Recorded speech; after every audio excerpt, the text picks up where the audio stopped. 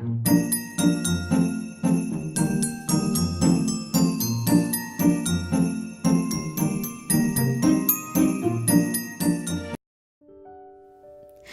do you spend your free time after you're back from your work? It's quite hard to reflect on ourselves during the weekday grind. Sometimes we need to take care of ourselves after we get back from the work. We, era members, like to read books with beer and snacks. Following this theme, we'd like to talk about the essays for healing myself. These days, people have no time to take care of themselves with the burden of overwork and the pressure to achieve. This can be the reason why essays on healing are currently trendy in Korea. Among these books, we picked two bestsellers.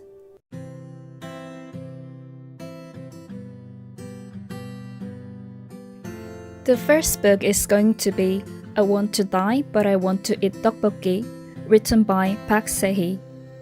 This book became famous because of its weird but interesting title. As you may notice with the title, it deals with the story about the struggle with depression. The writer had suffered from dysthymia disorder for 10 years and wrote her story with the input of her psychiatrist.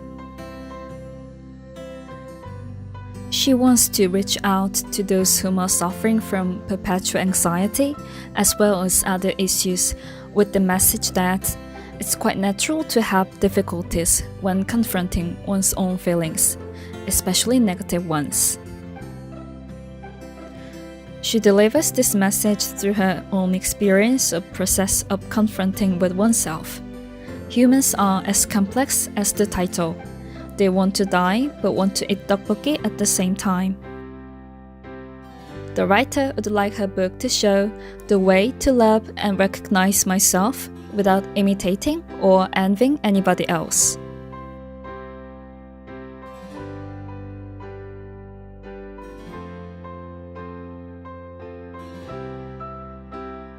Let's have a look at the Korean calligraphy of the sentences from the book.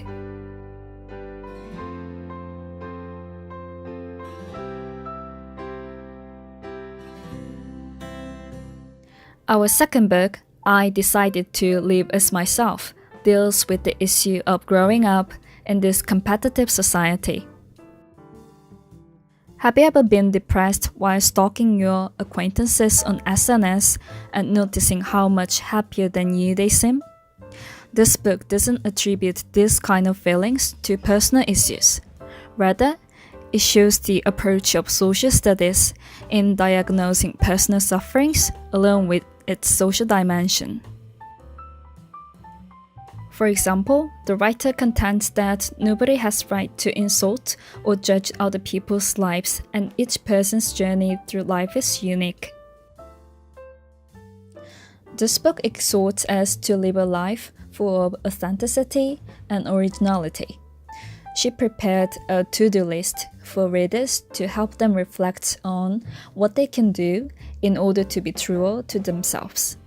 Also, the cute illustrations and passages are absolutely charming. If you're interested in being a good grown-up, why don't you have a little browse of this book after work?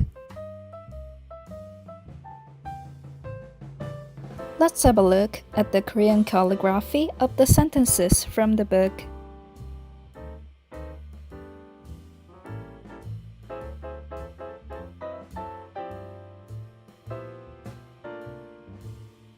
In this episode, we had a look at the essays which are popular with the Korean young adult. They will allow us to take a break from our daily routine.